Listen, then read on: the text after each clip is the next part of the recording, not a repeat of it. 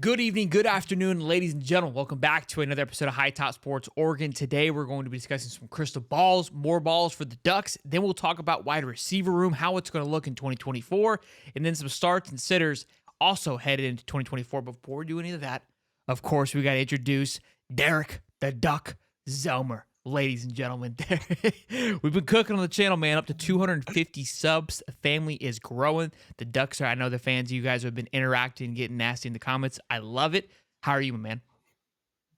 Good, man. Yeah. So first and foremost, I appreciate everybody who is choosing to subscribe to this point. I just encourage everybody to keep it rolling. Like you said, our channel's growing like a weed here. So definitely excited to get this train rolling, heading into the spring game and eventually into the regular season. A lot of credit has to go to Dan Lanning, though. I think with the amount of work he's been putting on the trail, allows us to have a great time and a lot of good things to talk about, which makes people want to know what the Ducks and Dan are. Ducks, Dan, and Derek. You know what I mean? The three Ds. What are they doing today? Yeah. How else can you draw it up there, boys? If you're not tuning into the 3Ds, what are you doing? All right. Triple D's here, guys. All right. Let's dive right into it, man. Some more crystal balls for the Ducks and even one for 2026. And it's not just some random cats. We're talking blue chip stock recruits, all 4-star guys across the board. Big time stuff. I'll pass it to you. Yeah, absolutely. So we'll dig into it right away. Starting off with a prediction we got from the 2026 class in Cody Green. Number one player out of the state of Washington, which has been a hotbed for Oregon recruiting talent over the last couple of years. And we always love to take talent away from the Huskies. So it makes my heart just a little extra happy to know that we're projected to take the number one player out of their state. Love taking it right out of their backyard. But yeah, as you mentioned, that this isn't just some random dude out here. Picked up some pretty significant offers between Michigan, Washington, Texas A&M, Penn State, USC. When the blue bloods come calling, it's we're onto something good here. So yeah, but Cody Green, definitely, he's a big dude. Being the 26 class, I was just taking a look at his sophomore tape, and man, for a sophomore in high school, this man is damn impressive. Pancake blocks left and right. And Rundy, constantly pushing his dude back 3 to 5 yards on a consistent basis. Like I said, as a sophomore in high school, so that's pretty impressive in itself. The best way I could describe him to people is he's a brick wall with tons of athleticism. And it's a pretty scary fact in itself that he has plenty of room to develop and continue to grow before, he eventually hits a campus and the 26 season. So pretty excited to get that one in. We know it's always good to get in on these guys nice and early, being the 26 class. So Dan, once again, wasted no time getting after some of these 26 kids too. So absolutely love to see that. One that I'm pretty excited about. Hopefully, we can hold on to and secure the commitment is Isaiah Mosey. As you mentioned, 4-star guy, rated 112 in the nation currently, top 15 receiver. A dude whose stock has been growing like crazy over the last couple months out of Missouri. Garnering tons of interest right now. Bama, Georgia, LSU, Michigan. The typical cats who out here trying to steal all the talent in the nation. So we're onto something good here. He's been on campus quite a few times already to this point. We expect to get him on for an official visit here probably in the fall. But once again, really excited to get that prediction in. And the thing I like most about him, he's really versatile. We see him not only line up in the slot and on the outside, but he has also done some major work in the backfield, which is, it's pretty exciting to see. We know this Oregon Ducks offense. They love to get their playmakers, spread them out, get the ball into space, and let him do what he does best. And this man, if you take a look at his tape, nothing but broken tackles left and right. Very, very rare the first guy is able to bring him down. So an absolute playmaker. We expect him to put on a little bit of weight again this fall before, eventually coming onto a collegiate campus. But that would be a pretty big commitment that I don't think a lot of people are talking about if we're able to get it. And on the defensive side of the ball, Jaden Hudson. Here's another dude who I was taking a look at his stat line, and I kind of like had to rub my eyes and say, are we serious here? This dude had like 6 picks in 7 games this year with a little bit of an injury bug, which is very impressive. 2 defensive touchdowns. As you can tell from the little stat line that I just brought out here, the dude is an absolute ball hawk. Got a nose for the ball, absolutely not afraid of contact, so he can be a factor in the run game as well. So we're excited for that one. This is the one I think we're going to see the defensive side of the ball start to pick up in terms of the commitments here fairly soon. And Jaden Hudson would be a big one, being a top 100 player, another dude whose stock has risen like crazy over the last 3 months. And I wouldn't be surprised to see him kind of push into that 70s range in overall ranking for the recruits in this 24 class or 25 class, excuse me. So, yeah, pretty excited to have that one on campus. Hopefully, Dan can do what he does best and lock some of these guys down. Crystal balls are flooding in, and we did the calculator last time you were on the show with the other 9 crystal balls that you guys had. And if you were to land these two, this would catapult you to 156 overall in the class, which would put you right behind Penn State, who's sitting at 166. So you'd be right in the 7th spot, just ahead of Auburn, with again only 7 commits. And your average player rating right now is 92, I believe. Both these players have a player average rating of 95. So it's only going to go up to 93, maybe tickling 94, which is you're going to be sitting in a top 10 class with an average rating of 94. Hell impressive. Again, Ohio State's at 95. We know what they do at Ohio State with 8 commits thus far. But boy, oh boy, Dan is working something special out there and getting them early. I think that is very important. We've talked about that time and time again on the show, but getting ahead of it. So let's move into 2024. You're loving the wide receiver class. You think it's going to be better than last year. And I'm sure there's going to be some comments and thoughts on that. But look, I mean, you got to be excited of what's coming in on top of just the recruiting class. I know you had a big time rookie or freshman from last year, expecting big things from him. Let's hear it. Yeah, so first and foremost, obviously, I think I'm going to get a little pushback on this take when I say that I think this 24 room is a little bit deeper. Before people jump at me, just hear me out here. So obviously, losing Troy Franklin is it's a major departure. It's no secret. There's still a chance this man gets drafted in the first round. And anytime you're losing your top wide receiver, well over 1,000 yards and 10 touchdowns last year, and then you're trying to fill that void, it can be tough. With that being said, when you're bringing in a guy like Evan Stewart, first and foremost, the number 1 ranked player in the portal class in this year's cycle, it's that's one heck of a start to say the least. The man has elite route running skills, the absolute deep ball threat. And, the comp he gets very frequently is Devontae Smith, who we all know won a Heisman Trophy with Alabama, still doing his thing in the NFL here with the Eagles. So that's a pretty exciting little comp. And the dude has elite speed too. So he's got all world burner speed, absolute potential to be that wide receiver 1. And, in my little notes here in assessment, I don't even have him listed as a true wide receiver 1. I also have a wide receiver 1A. And I think I'd be doing an extreme disservice to not mentioning Tez Johnson and the ability he had. So he had over 1,100 yards last year, over 10 touchdowns once again. And it's a pretty big move that he decided to come back for another season with the Ducks, the Dillon Gabriel-led offense.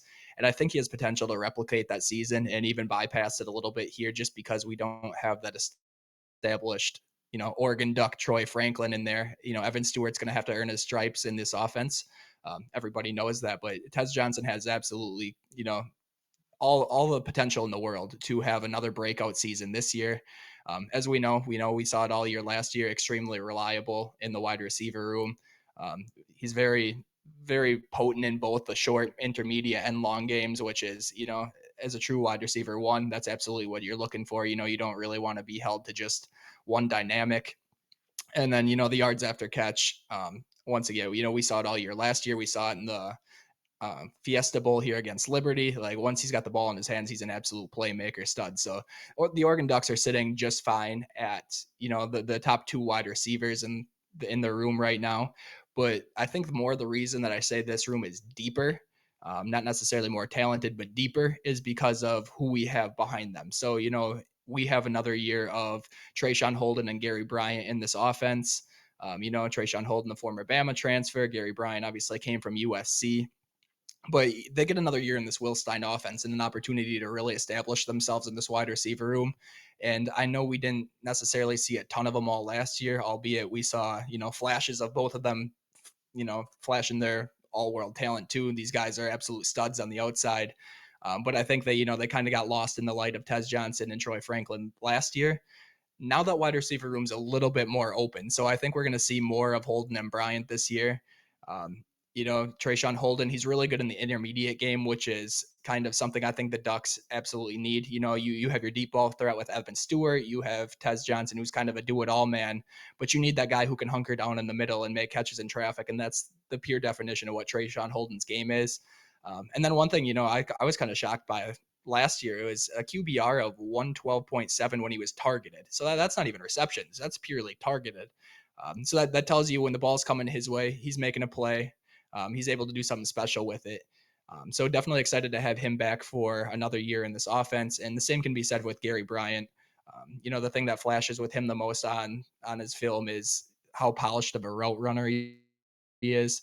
He's really able to, you know, make these sharp cuts. He knows what he's doing over there, finds his space in the zone D, where he truly accelerates. You know, he struggled a little bit in man coverage last year, but when they're rolling out that zone D on the other side, Gary Bryant absolutely knows what he's doing. He finds the space, and you know, just like the other three guys I mentioned here, play or yards after the catch threat by far. So it's we have four wide receivers who I trust with all my heart, you know, heading into this 24 season, which is not something the Oregon fans have had a lot of in previous years.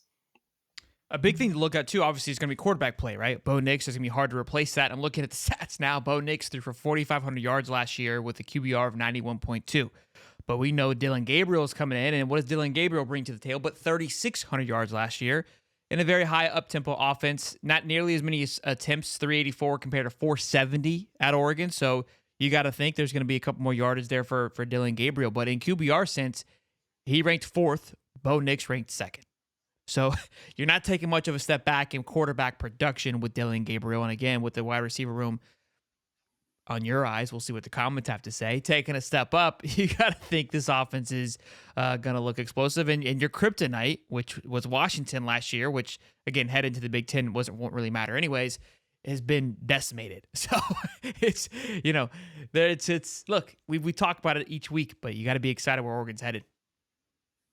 Oh, for sure. You know, and it's not even just the young talent they have bringing in, it's what they already have on their roster. Sure. It's what they brought in with the portal. You know, there's tons of stuff to be excited about. I think in my eyes, this is one of the most intriguing seasons that we've been heading into in a while. You know, last year, I know there was a lot of hype heading into the year for obvious reasons. You know, we knew what we had heading into it, but it's like the fact of the unknown given, you know, combined with the skill set that all of these players who they're bringing in possess, it's a really exciting time to be a Duck. And I think we could be in for a really special year for sure. Absolutely. Hey, Triple Ducks unite. All right. You wanted to take a look at some of the new guys coming in, and where do you think they'll play? Whether the red shirt or we'll see some time, and we've got those names up here. Yeah, for sure. So, you know, I'll start off by saying last year, you take a look at the Oregon Ducks receiving staff, they only had four wide receivers that had more than 25 yards in the regular season. So I think we're going to see very much of the same dynamic for the most part. I think we're going to see the four guys we had mentioned. They're going to dominate the receiving room. They're going to get the vast majority of the playing time, the bulk of the receiving yards. But there are two guys on this roster who really interest me, and I do think they have a chance to get a little bit of playing time to the point where we might not even see a red shirt out of them. And starting with Jurion Dickey, last year, you know, he had a little bit of a meniscus issue, and he was a little bit hindered early on in camp. He was hindered early on in the year. You know, obviously he got to a little more closer to full health as the year went on, but at that point, I would say the wide receiver room and that offense in general was already very established. But he's someone who we've heard nothing but raving reviews about when he is healthy to this point. And now that he has a whole nother offseason in the Will Stein offense, able to work all offseason toward what we think he could be. I mean, mind you, he was the number 2 wide receiver in last year's class. So it's not like this guy is just, you know, some scrub who is coming out of nowhere. He's got all world potential. It's just a matter of if we're able to see that this year. And I think what we're going to see is he's going to have the opportunity to at least prove himself and kind of split some of those reps with maybe Trayshawn Holden and Gary Bryant, make his name known in the rotation a little bit. So I do think there's a chance that we see Jurion Dickey get some substantial playing time, you know, barring his development in the offseason and stuff. And, you know, the spring game will definitely tell us a little bit more about what they expect out of him this year. And the same can be said with Jeremiah McClellan. Obviously, you know, he's a first year dude. We were able to flip him late from Ohio State, which was major, but he's definitely, in my eyes, at least the most, you know, day one ready receiver that they brought in from this class. That's not to say, you know, there's not plenty of talent out there. It's just he's the one who looks the most polished to me. He has the size that really fits this offense well. And I think, you know, just based off what we're hearing already, what we've seen in his high school days, what he was able to do at some of these postseason camps, I think he's also going to have the opportunity to prove himself. He's the one where I think the spring game is very important for him to give a good showing and kind of continue to develop that chemistry with the quarterbacks.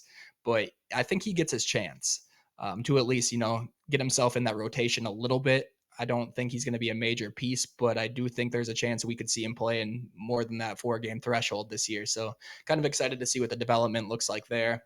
And then, you know, as for some of the rest of the guys, the Ryan Pellams, the Kyler Caspers, the Dylan Greshams, you know, Jack Wrestler's on there too. He was a 3-star out of Mater Dei. I do think we see these guys redshirt. You know, I wouldn't be surprised early on in the year, maybe against Idaho, we see some of these guys get some, you know, late quarter reps and such. But at the end of the day, just going off what we were able to see from Will Stein's offense and kind of how they like that continuity to be, I think we're going to end up seeing these guys redshirt. You know, the spring portal also has to open up here, and Oregon's going to have to dump a couple scholarship players just to kind of keep within that 85 player limit. I think Kyler Casper is a name to watch there in terms of somebody who could depart. I have no inside information. This is just speculation, just kind of taking a look at the roster. But I think if there is somebody from this wide receiver room who could be looking at hitting the portal this year, he's the name in my eyes to watch. If he's able to stick around with the Ducks, which I hope he is, you know, he's obviously has great potential. Would love to see that happen, but I don't think he's going to get a lot of playing time this year, which is a reason I could see him, you know, kind of flirting around with that portal and seeing what kind of interest he has out there. So definitely excited to see. The wide receiver room is absolutely deeper than we've seen it in many, many, many years, being Ducks fans. So, you know, a lot to be excited about going forward. Derek Duck's fired up as always, and I love it. And we're just a few weeks away from spring practice happening, which is going to just rile everybody up even more because we'll be able to see this new talent. Dylan Gabriel, obviously, all eyes are going to be on him and how he functions in this offense. Is Dante Moore going to be a threat? I got a lot of questions, and I'm excited to see answered. I don't think he's going to come in, but Dante Moore's no slouch. So it will be interesting. And then I want to see this wide receiver talent. Obviously the trenches, a lot of what's happening there. So it's going to be fun over the next. I mean, we got a week or so, week and a half until we full send it, and then we've got the spring game, and that second portal is going to be interesting to watch. Like you said, who's leaving? Are you going to attack anybody else? I mean, you're already overloading. Do you need to get anybody else? Who knows? Dan does what he wants, so we'll see. We'll see how it plays out. But like he said early on, look, channel's growing. Be sure to smash the like button. And subscribe. You guys have been awesome. Again, I see that the Duck fans getting after it in the comments. It's fun to watch. Yeah, absolutely, man. We know there's a lot of passion in the Duck fan base, and you know they're absolutely letting me have it in the comments, which is, hey, I'm all here for it. Let me know where you agree, where you disagree. I'm kind of curious to hear everybody else's take on it too. So let me know what you guys think for sure. Awesome. Well, we'll see you guys in the next one. Again, we drop a video every single Monday, and then we'll show some clips throughout the week. So turn the bell on so you guys don't miss it when we do drop a new one, and we'll see you guys in the next one. Peace.